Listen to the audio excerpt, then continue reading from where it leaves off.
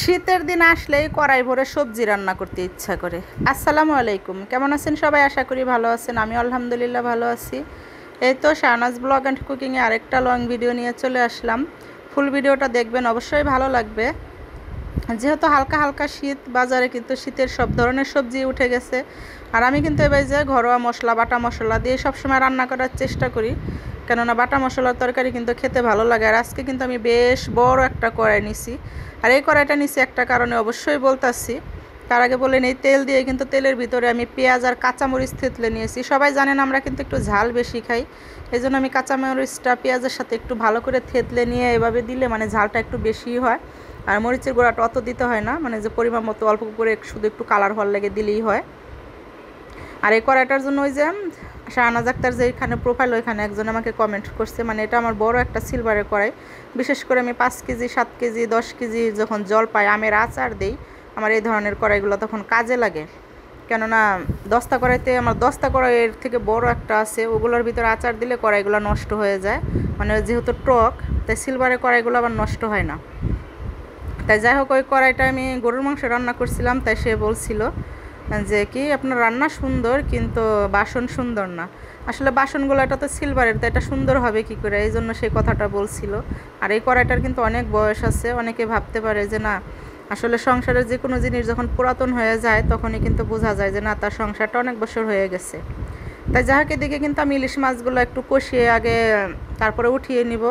আমি কখনো ইলিশ মাছ রান্না করলে ভেজে রান্না করি না, যেটা ভাজি সেটা এমনি শুকনা খাওয়ার জন্যই ভাজি।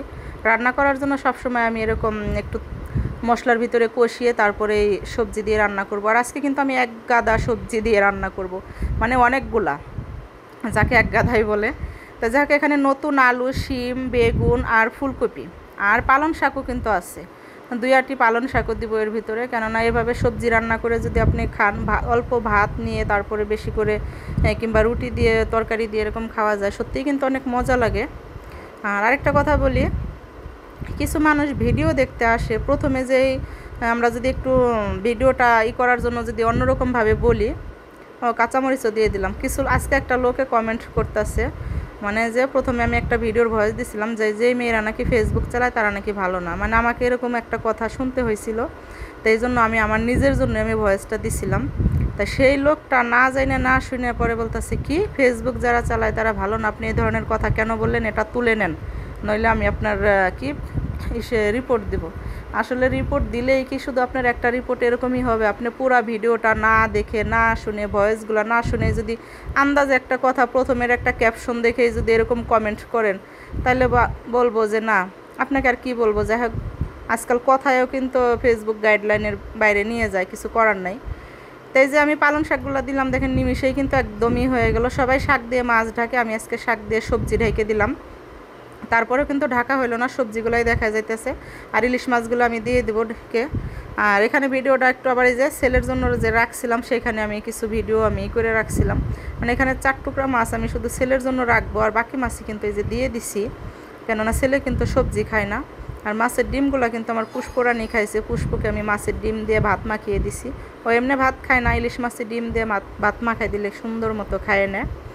তা যাই হোক, ভিডিওটা কেমন হইলো, যারা প্রথম থেকে ভিডিওটা আমার লাস্ট পর্যন্ত দেখছেন তাদেরকে অনেক অনেক ধন্যবাদ। যারা লং ভিডিও দেখেন তাদের সত্যিই মন থেকে অনেক অনেক ধন্যবাদ, কেননা লং ভিডিও কিন্তু কেউ দেখে না। আমি এই যে দেখতাছি, লং ভিডিও থেকে মনে হয় যে আমার সপ্তাহে 1 সেন্ট কি 2 সেন্ট আর্নিং হয় এরকম, মানে যে এত পরিমাণ কম দেখে মানুষ লং ভিডিও। আর যারা এই ভিডিওটা ইউটিউব থেকে দেখবেন, অবশ্যই আমার চ্যানেলটা সাবস্ক্রাইব করে রাখবেন। আমার ইউটিউব চ্যানেলের নাম হচ্ছে শাহনাজ কুকিং। আমি এখানে দেই নাই কখনো লিঙ্কটা। তো যাই হোক, যারা ওইখান থেকে দেখবেন অবশ্যই আমার চ্যানেলটা সাবস্ক্রাইব করে রাখবেন। আমি ধনিয়া পাতা লাস্টে দিয়েই কিন্তু তরকারির চুলাটা বন্ধ করে দিব। আর প্রথমে কিন্তু দেখতেই পারছিলেন তরকারির লাস্ট লুকটা কিন্তু অসাধারণ হয়েছিল, আর খেতে বেশ ভালো হয়েছিল। আমার এই ধরনের রেসিপি আমারও অনেক পছন্দ, আমার হাজব্যান্ডেরও অনেক পছন্দ। তো অবশ্যই কমেন্ট করে বলবেন রেসিপিটা কেমন হইলো। ভালো থাকবেন, আল্লাহ হাফেজ।